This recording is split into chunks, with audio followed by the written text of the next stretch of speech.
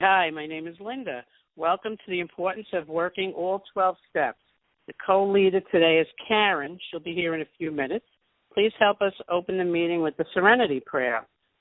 God, grant me the serenity to accept the things I cannot change, the courage to change the things I can, and the wisdom to know the difference. Okay, today we will be talking about step 10. I will be referring to the OA 12 and 12. I have the AA Big Book. I have the For Today and my 12 and 12 workbook. You don't have to have all that, but that's what I'm using. So I get to tell my story for 5 minutes, and this is really funny because sometimes in 40 minutes I can't tell it. So I'm going to give you an outline of my story. I came into program September 27th, 1989, after countless attempts of losing weight and trying to keep it off, which I couldn't. I came from a wonderful, loving family that would feed you at any sign of having a feeling, good or bad.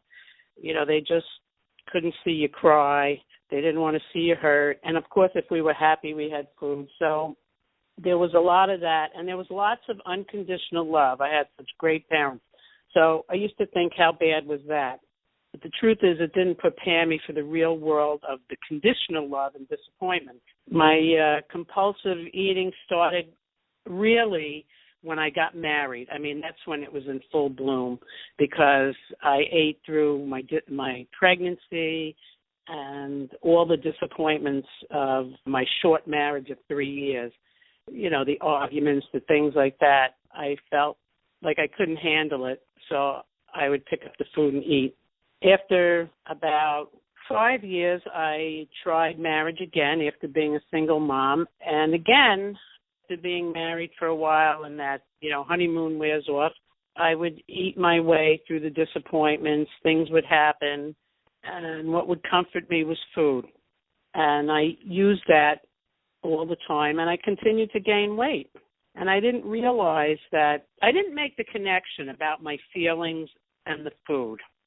It just didn't connect in my mind that that's why I was eating, because I was having feelings and I didn't want to feel them.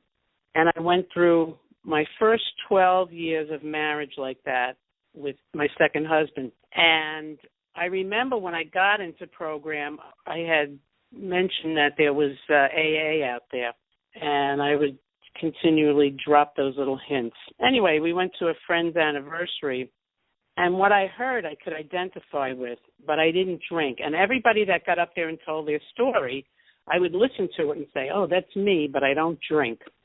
And I knew, people had a solution. They were talking about a solution to their drinking problem. And I wanted that for me, but for my eating problem. So the next day I went to work, and I was telling a friend at work, and I said to her, she was familiar with AA. I was never in a 12-step program or was privy to any of that information. There was nobody in my family in 12 steps. So anyway, I was telling her all about this, and I was excited. And she said, my sister's in AA, and she goes to OA. And I said, OA, what's that? She said, it's Overeaters Anonymous. She says, that's where you go if you eat. And I was like, that's what I want. I want a place like that. It just seemed so comforting for me to be there and listen to this. So that night we looked up a meeting, and of course we worked together in Manhattan, and we drove around Manhattan, and like any self-respecting compulsive overeaters, we found every good place to eat. There's a lot of them in Manhattan, and we ate our way through. And that night we went to a meeting. I got abstinent that night with the help of a sponsor. I wanted what she had. She had a normal body weight, but I didn't realize all the other things that she had, the clarity, the openness, just all the things that you get from working the program. I didn't see that. All I saw was the normal body. And that's what she said to me, you're going to come in for your vanity and stay for your sanity. And I thought to myself, well, I'm not crazy. So I lost the 65 pounds that I needed, and I worked the program, and I got into a step group, did all the things that I was supposed to do. But I kind of rested on my laurels. I didn't continue. I went to meetings, and I called her, but I didn't continue really using the program in my everyday life. I relapsed after about 2 years. But the main thing is I kept coming back. I kept coming back to meetings. I kept working with my sponsor.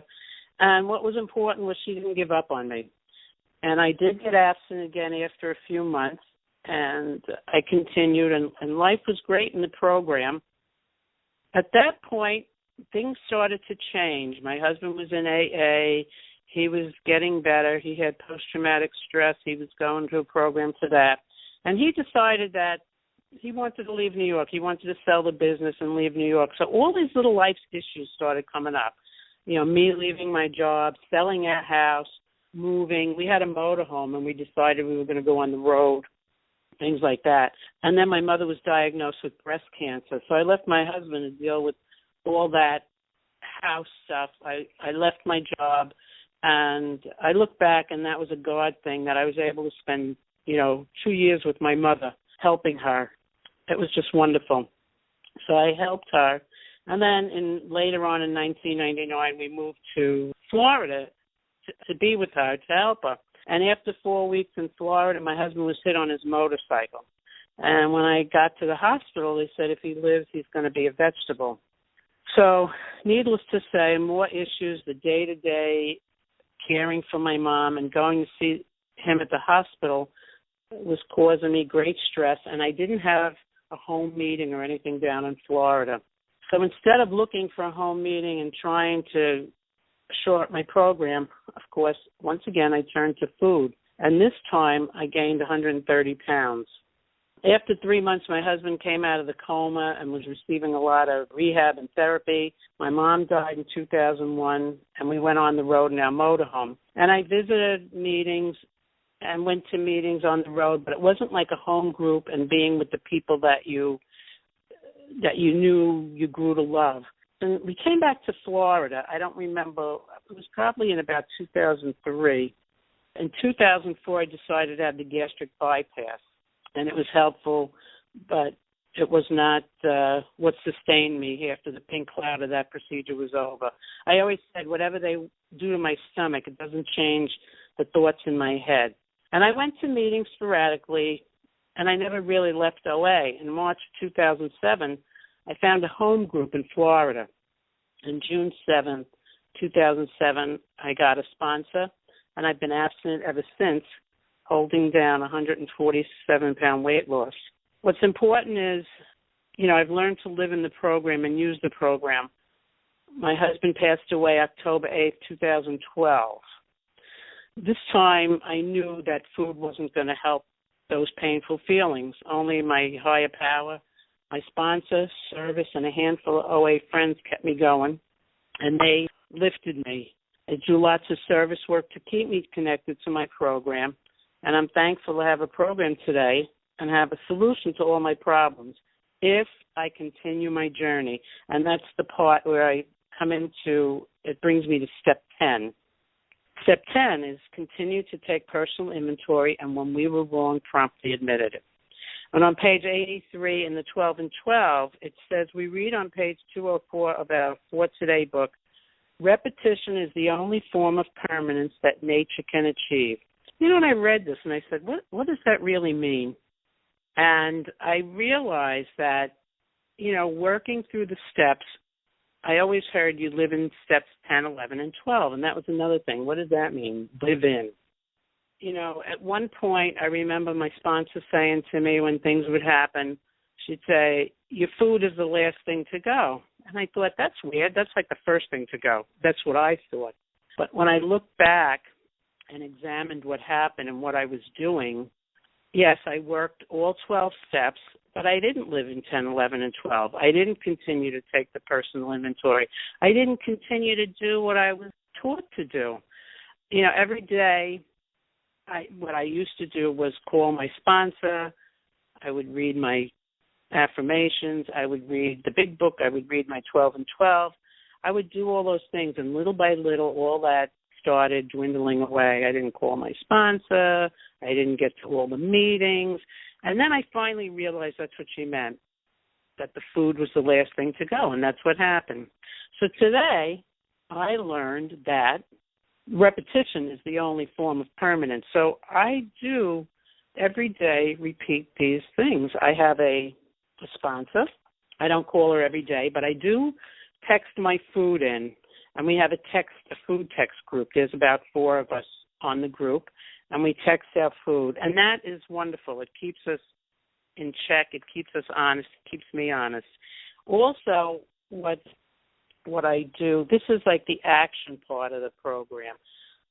This is where I have to check my feelings and see what happens when I'm feeling that way. If something happens with someone, I have to take an inventory and see what made me feel that way. Was it fear? Was it resentment, anger, jealousy, all those things? And if need be, I need to make an amends to that person. And I need to look at this, because if I don't look at it and I don't work that will bring me right back to the food. And this is just for me, and I know it. If I'm not honest and I'm not working that program that way, it's going to lead me right back into the food, because I'm not doing anything with my feelings. I'm just letting them lay and eating over them. If I feel something, actually, it's not if I feel something. I always say, if there's a food thought, I have to figure out what's going on in my life, and I write about it, whether it's fear of something, whether it's a resentment that might come up. If I'm angry at someone, I have to look at this. And step 10 helps us to do that. We need to continue to watch for these things. I need to, because if I don't continue to watch for all those character defects that crop up, they just don't go away. In the beginning of my program, I'm in 26 years, but in the beginning of my program, I used to think that, it's all going to go away and it's never going to come back. And then all of a sudden, something would happen and a feeling would crop up, and you'd be like, I thought God took that away.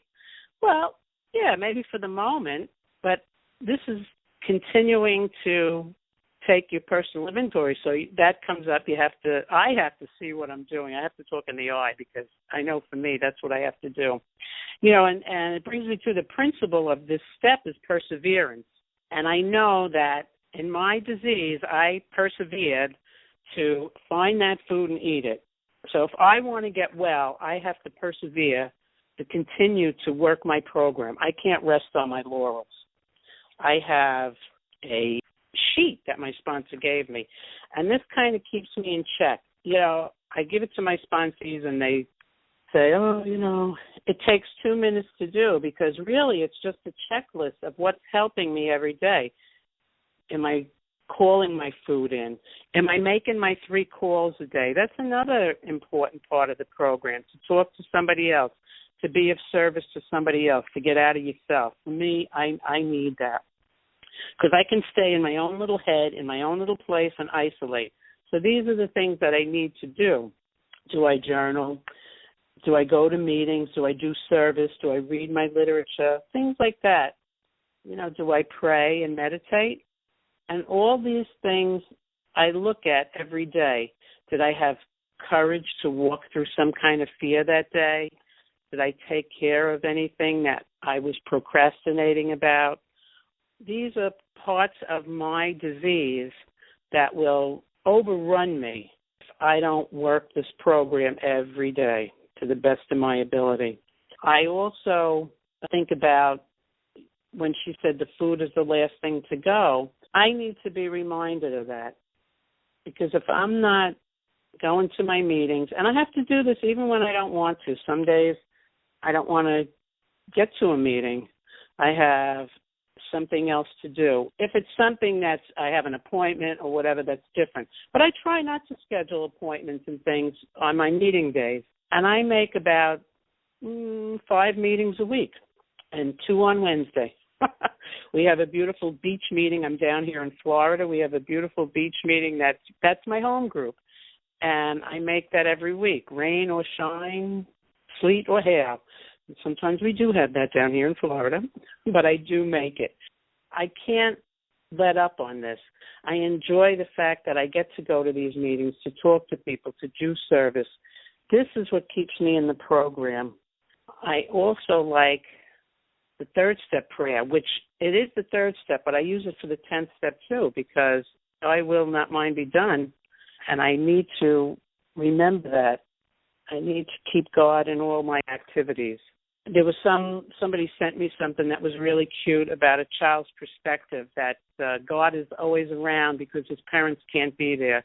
And, I have to remember that. And I need to be able to feel that power when I'm having a problem. And in order to do that, I have to work my program. So with that, I think I'm going to stop here. And I have to make some announcements before the second speaker, Karen, gets on. So let me make these announcements. Thank you for listening. I really appreciate this. This is another service that is really helpful. Okay, this workshop is being recorded and will be posted on the OA website podcast page, as well as other podcast feeds like iTunes. If you speak, it is considered implied consent to have your voice and your share recorded and posted. To preserve your anonymity, please use your first name or a fictitious name when you share. In accordance with Traditions 6 and 7, please refer only to OA-approved literature when you share. According to our 7th tradition, we are self-supporting through our own contributions. Even though this is a virtual meeting, we still have expenses for the website and uploading the podcast. Please use the special workshop meeting number 82278. Again, that's 82278 when making your contribution. Or you can go to www.oa.org and click on contributions. Or you can do it the old-fashioned snail mail way, send your contribution to the World Service Office. And that is P.O. Box 44020, Rio Rancho, New Mexico, 87174. Again, that's Post Office Box 44020, Rio Rancho, New Mexico, 87174. Thank you for helping us carry the message. And, I forgot, I wanted to just leave you with a few questions that I picked out about Step 10. And if you have a pencil, you could copy these down. If not, you can find them in the 12-step workbook. They start on page 73. So the first question is, what is the purpose of Step 10? The second question, what action can I take daily so that I may continue to experience recovery? And the third one is, what are the stumbling blocks that keep me from growing today? So like I said, you could find them in the 12-step workbook. And if you need to hear them again, I'll repeat them after we hear from Karen. Hi, my name is Karen. I'm an abstinent compulsive overeater and food addict. I'll give you some of my story. I came in the program January 11th, 1992. My top weight was 359 pounds, and I'm maintaining 210 plus or minus a few pounds weight loss, depending on what month I'm in and, what I weigh. My story is not different from many of us. I grew up in an alcoholic home. Emotions were not, we had one emotion, that was anger, and that was all we were allowed. Well, my parents were angry. We weren't allowed any emotion. And my father was in the food business, so what I learned was that food was very comforting, and food I could depend on. I couldn't depend on my siblings. I couldn't depend on my parents. But food, that was something we always had available. We weren't wealthy. We were considered poor, but the advantage was that we always had food. That's something that we were guaranteed. So my focus was on food from the time I was very young. I was an obese child. I was an obese teenager. I was an obese adult. I've been on many, many diets, some by a doctor, some not, some my own concoctions, but the result was always the same, that I gained whatever I lost plus. So when I finally got to OA, I was not happy. I did not feel I was home. I was angry. I was resentful to having be there because I didn't think I was a compulsive overeater. I had a small food problem. I wasn't miserable. I was in such denial that I couldn't see what was going on in my life, and that it was pure misery. January 11th, 1992, in Chelsea, Massachusetts, I came into a meeting, and they talked about God and gratitude and how happy they were, how happy they were and how, this had saved their life. And I thought, that it's just a crock. I didn't believe it. But I was stubborn enough that I was going to prove it wouldn't work. Then I could go back to my doctor and do what I want. I wanted to do a liquid fast diet that I could have my weight off in 6 months. Granted, I didn't think that through, that I would have my weight back on in 3 months. I've lost 100 pounds a couple times, always to put more on. I got a sponsor that first day, and she gave me a food plan, and she told me to make 3 phone calls and do all this stuff, and I was angry. And I said, okay, I'm going to do all this just to prove to my doctor that it's not going to work. Because my experience is nothing had worked. So that started my journey.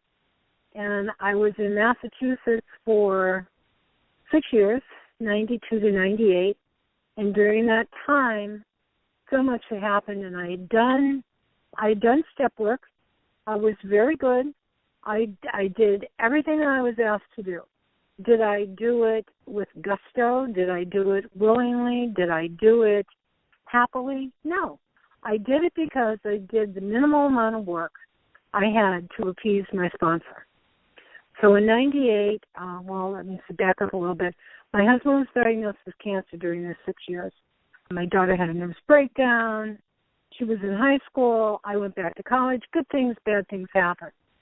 And I still, I maintained my abstinence, but it wasn't strong. It wasn't going to withstand me. I didn't know that until in 98 we moved to Florida. Packed up a truck, the dog, my husband, my daughter, and I, and we moved to Florida looking for a better life for him because by this point he couldn't take the winters. His cancer was in remission, but he also had some breathing problems, so we felt that being in Florida would be better for him. So we moved to Florida. I didn't have a support system. I made my calls, but they were short. They were not. I didn't let people in. So get to Florida. My husband becomes seriously ill. He dies in 2000. I was left with the crumbling pieces of my life. It crumbled before me because I didn't have what I needed, which was the support of the fellowship. And it wasn't the fellowship's problem. It was mine, that I hadn't reached out and I hadn't shared what was going on. So I relapsed and I gained 40 pounds. And I knew that the 210 I had lost were slowly going to creep on. So I asked God for help. Now, I had done that a couple times and had found the help that I needed. But this time I really did. It was before GPSs, and I couldn't find the meeting I was looking for. And I went out one week and I said, okay, God, you've got to help me find this meeting because I can't find this meeting. And lo and behold, I didn't find it. So the next week I started out again and I said the very same thing. Okay, God, you've got to help me find this meeting because I need this. I'm desperate. Lo and behold, it was in a hospital next to the cafeteria where all good OA meetings are. And I found it and walked in, and I said I need a sponsor. I didn't care what anyone was doing, how they did it. I knew how I had to do it. So I found a sponsor, and that started my journey on the recovery I have today. I had a good foundation in Massachusetts, but I didn't have the longevity. I just didn't try hard enough. And this time I knew I had to do better. I started getting to meetings, sharing with people. I always had a sponsor during my relapse, but she was a long-distance sponsor, so she never saw me. And this time I said, I can't do that. I can't rest. This disease is so strong and so powerful. So that led me to step work. I had done step work in Massachusetts, but I needed to do it again and really listen to what was being said and take it to heart. This wasn't for everyone else. This was for me. It became very personal, and that's what I needed. So I started my step work again, and I continue to do step work. I've been through the steps 8 or 9 times. The last one was more intense than I had been before, but it has always been critical that I do the steps. So that leads me to step 10. And what it says in our OA 12 and 12 is that the purpose of step 10 is to identify and remove from our path today's stumbling blocks. Oh, okay. That means I have to look daily at what's keeping me stopped. What am I not progressing through? What am I reacting to? And there's a whole list of pride, fear, anger, self-pity, greed, and other emotions. And for me, the top of my list has always been fear. Fear of rejection, fear of not being accepted, fear of this, fear of that, I've had a ton of fears. And mostly it was because I was too paralyzed to even try. And what OA has taught me is to try. Face the fear, walk through it, and ask for help from God, from people. Just admitting out loud that I'm afraid of something gives me that recognition that says, oh, I'm afraid. Why am I afraid? And helps me to move through.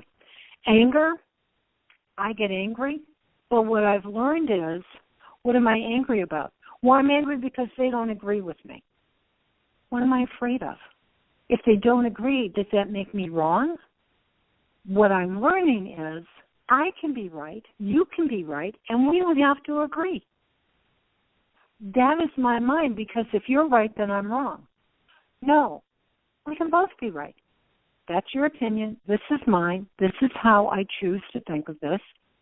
You can live however you want. You're right, as it is mine. In the 12 and 12, it recommends a couple ways of doing it, like the on-the-spot analysis and action. That's the other thing. Once I recognize that I've got something that's bothering me or I'm afraid, I can't say, I'll think about it tomorrow. That's what I do with every diet. Well, I'll start tomorrow. Or I'm not going to deal with this today. I'll deal with it later. I never dealt with anything. I had to learn not only to recognize what is my stumbling block, but what action can I take? An example, I've just retired, and I've had to deal with Social Security. And it was day after day, go to the office, make a phone call. You have to go back to the office. I need to prove this. I need to have that. And it's still not settled because I'm still not sure everything is cleared up. Going through the maze of health insurance and getting this and getting that, it's just like, what if I make a mistake? What if I make a mistake? It'll be okay. I get the best information I can. I make a decision. It's not finalized, but it's working through these things that I have to take an action. And that's why action plan is one of our tools, because I have to plan. I can't sit back and say someone else will do it, or I don't do it at all. That's an on-spot that I go to bed at night and I review. If I get some inkling during the day that I'm off, what am I off about? And then what action can I take? Sometimes it's just saying, that is not real, that is a fantasy. I babysit for my granddaughter 3 days a week. And sometimes I feel like, they like the other grandmother better than they like me. That's not a fact. That's my head saying, oh, well, she did that, so that must be better than what you're doing. No, this is not a comparison. This is not a challenge. This is the other grandmother may do things differently than I do. I only have to look at me. So put that fantasy, that thought out of my head and look at what's real. There's a suggestion to a written 10-step every night. I don't do that. There have been times when I have written at night because I haven't been able to resolve things during the day, but I don't do it routinely, but I have done that. And then like a yearly check-in. It's like your yearly physical. Do a yearly step 10, an inventory, of your year. I semi-do that at the end of my year. My husband died January 1st, so it's always a sad time and a time for reflection to look at my year and see the growth, the insecurities, and what can I do better this year, and what do I need to work on. So that's always good for me. And there is a pamphlet called Sponsoring Through the 12 Steps. And I think this is good for sponsors and sponsees, not just a guide for a sponsor. But there are some questions that I can ask myself or of my sponsees. Have resentments, dishonesty, selfishness, or fear cropped up? I can answer probably yes on a daily basis. Did I engage in worry, remorse, guilt, or negativity? On a daily basis, I could probably answer yes to that. But it's not just answering, are these happening, but what is it and what can I do? Do I need to discuss something with another person right away? Have I harmed anyone? Do I owe an apology? That's a tough one. Have I harmed anyone? By my actions or by my words? Because I can have a very sharp tongue. And sometimes as I'm getting older, I have less of a filter. And that's not good. I need to always be mindful of a filter and not just say what comes out of my head, out my mouth, and then it's like, oh, I can't get the words back. So that's always a good one for me. And do I owe an apology? And if I do, I'm man up. If I've made a mistake, when I was working, that was one thing I learned to do very early on. Oh, I made a mistake. This is, what can I do to correct this? Or own it. I made a mistake. I said this is not correct. I used to write I worked on the computer, so I did a lot of email. And if I quoted something wrong, like if I gave not a price for something, but a balance on something, I was senior billing analyst, and if I did something that I didn't calculate right, I had to explain it. I had to first say, I did this wrong. This is correct. I'm sorry. I learned that in programming. And because I did that, that could translate into all parts of my life. And then there's one other. Do my actions towards others demonstrate love and tolerance? Not always. I'm working on those. It's easy with my family. It's harder with strangers. I'm working on that. So I think I checked my watch. I think my time is up. I can leave you with that. There's lots of information in the OA 12 and 12. I have a couple other questions. Whenever I am disturbed, no matter what the cause, there is something off the beam with me. The steps aren't about everybody out in the world. Those are the people I wanted to change so I'd be okay. The steps are really about me and me getting better, because I'm the only one I can fix. I can't, with God's help, and OA and every member of OA. I can get better, but I need the steps, and I'm looking for progress. If I couldn't do things perfectly, I didn't want to do it. So that set me up to never achieve anything because, I wasn't meant to be perfect. Okay, so I don't have to be. I see progress in my life and progress in my growth, and that's what I hope for the rest of my life. I will always be in OA, and I will always be striving for progress. Thank you. Thank you, Karen. I'm going to read here a little reminder. If you got onto the workshop a little late that it's being recorded, and it will be posted on the OA website podcast page. There's going to be time for sharing. So if you speak, it's considered implied consent to have your voice and your share recorded and posted. To preserve your anonymity, please use only your first name or fictitious name when you share.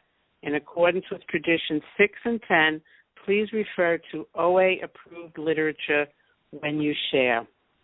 Okay, so we have about 15 minutes for sharing, and I will open that up for people who would like to share or have questions. Linda, could you repeat the questions that you said earlier? Sure. The first question is, what is the purpose of Step 10? The second one is, what action can I take daily so that I may continue to experience recovery? And the last one is, what are the stumbling blocks that keep me from growing today? And Karen did a great job talking about that. I appreciated listening to that. So if you have any questions or you want me to repeat these, if you're writing them down, I will. Hello. Go ahead, Barbara. I'm Barbara, a grateful recovering food addict in Florida. I was in the car listening to Karen, and now I'm walking before a meeting, and I just wanted to thank her for telling her story and especially for referring to that pamphlet. It's really funny because I just before she said it, I literally had my hands on that pamphlet because I'm starting to work with a new sponsee, and I was looking for my old step work, and I pulled that notebook out of my car, and there was that pamphlet, and it really is, it's very helpful, because we don't come just like when you have kids, you don't come certified knowing how to do it, and it seems like always going back to the literature is a really good guideline with sponsorship or anything else. So just wanted to say a quick thank you, and thanks for helping me stay abstinent today. Thank you, Barbara. Hi, this is Meg. I'm a compulsive overeater from California, and I'm in Arizona at the moment. Thank you both for your shares. I love hearing your stories and how Step 10 works in your life. For me, one of the things that I had to do when I was working the steps, especially the second time I went through them, was to get a balanced look at myself. I grew up thinking that you only learn from your mistakes, so I was always focusing on what I did wrong and then feeling bad about myself and eating over it. So I'm really grateful I don't do that today, and Step 10 helps me to keep current. And the way I do to keep it a balanced look is to put a line down the middle of the page, or if I'm writing it or in my mind, and look back over the day about what worked, what didn't work. And I remember when I first went through the steps, my sponsor left the area when I was pretty much through Step 9. I had a few dangling ones that I couldn't get done, but she left, and then I was having a hard time finding a sponsor. And then I volunteered to speak at a convention, and they gave me Step 10. And I hadn't formally done Step 10 with a sponsor, so of course, I agreed. You're asked, you say yes, and and so I asked a friend in the program if I could turn over my 10th step with her every day, and she said, sure. So I did that line down the middle of the page, and I wrote what worked and what didn't work. And what worked was nice long, and what didn't work was just one or two things. And I would talk, I would share the whole thing with my sponsor and felt pretty good about each day. And then one day it was the other way. Just a few things went well, and a whole bunch of stuff just didn't work all day long.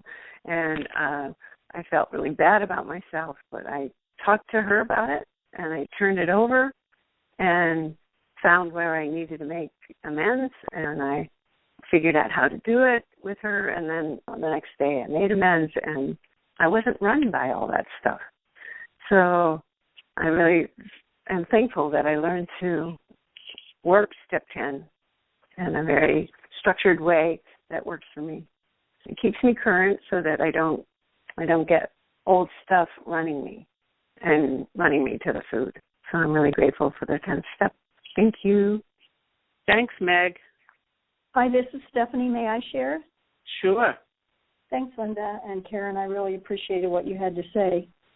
I don't know why, but for some reason I get really confused about step 10 and step 11. I guess it doesn't much matter. It's really the inventorying process repeated. Time I heard someone say that step 10 is pray, tell, amend, help, and that kind of helps me. It's kind of in the moment. I also, I guess in conjunction with that, have done a variety pack of different things. I remember somebody told me that it was a good idea to do what they call the 5 Gs, to look at areas where I had grown, to look at the glitches, to look at some gratitude, what I did well or good, and what were my goals. That helped me round it out so it wasn't always, oh, woe with me, I'm so bad. Liabilities and assets is a way that I've done it, sometimes with just a little checklist, that's pre-printed. Something that I haven't used very often, but I like the idea of it. It's called the AEIOUs. The A stands for, was I angry? The E is, what were my other emotions? And then the I is, what did I do for myself? Take quiet time. Did I go to a meeting? Did I make my phone calls? And the O is, what did I do for others? And then the last is you, and that's what is unresolved. And I found that by looking at those things, whether you call it an 11th step, like the nightly review that's talked about in the big book, or whether you call it a 10th step, it helps me be aware of where I am. I think that when I'm eating, I'm a very mindless person. I'm just sort of bent on getting my food, and so I don't live a very mindful life. And I found that as I have learned to do these reviews, whether it's daily or nightly or on the run, it helps me be more connected with what's happening, and it helps me live a happier life. I think it has helped me be a nicer person to be around. So I'm really grateful that they talk about in this step and the next one how important it is for me to keep looking at what's gotten me abstinent and what will keep me abstinent. We have some more time. Anybody wants to share? Hi, this is Lynn. I just wanted to pipe in. I don't have much to add, but I am working on the steps, my virtual podcast, virtual meeting podcast or virtual step. And they have been really wonderful and add so much to what we're already going through. So I'm grateful. This is the first time I got to get in on it while it's being taped. And I'm very happy to be able to be part of it. And I want to thank you all for all your great work, service. Thanks. Well, thank you, Lynn. We appreciate you being here. Hello, this is Patricia in Missoula. Hi, Patricia in Missoula. Welcome. Thank you. I wanted to thank everyone who shared. I really appreciate the service. What I wanted to say was, one of the things I really appreciate about the 10th step is the word promptly. That was such a revolutionary idea to me that it went right past me when I first started working the 10th step with my sponsor. And one day, shortly after that, I was playing Scrabble with some people at the senior center in the town where I lived. And I walked down the hall to get this great big dictionary out of another room to bring it down so we could check a word. And a woman came out of the office and she said, "We don't like people walking around the halls." So I got mad and I mouthed off at her. And then I kept on going with the dictionary. And as I sat down, I realized that I had just lost something that I got when I first started working the steps, which was peace of mind. And, of course, I immediately realized I was going to have to make amends to her for what I said. So then I was sitting there thinking, so now I'm going to have to come back next Friday and tell her that I was wrong and make amends. And then after a while I realized, or I could do it right now. So I went back to the office and I told her, I was wrong in what I said. You didn't deserve that. And she said, well, you must be having a hard day. And I said, yeah, something like that. And that was all it took. And that has been such a relief in my life, to be able to realize that I can just make amends right now when I've been wrong and I don't have to carry it around with me. Because I did that for 39 years before I came into OA, and I'm just so tired of carrying those things around. So I really appreciate the concept of making amends promptly when I realize I've been wrong. Because, if I check in my heart, I can pretty much always tell when I've been wrong. So thanks, everybody, for being here. Thank you for sharing.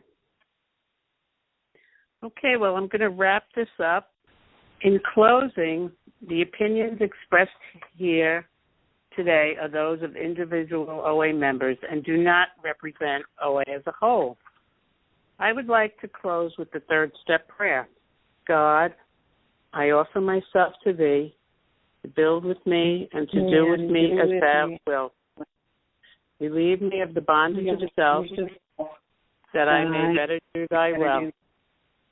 Take away my difficulties, that victory over them may be a witness to those I would help of Thy power, Thy love, and Thy way of life. May I do Thy will always. Keep coming back. It works when you work it.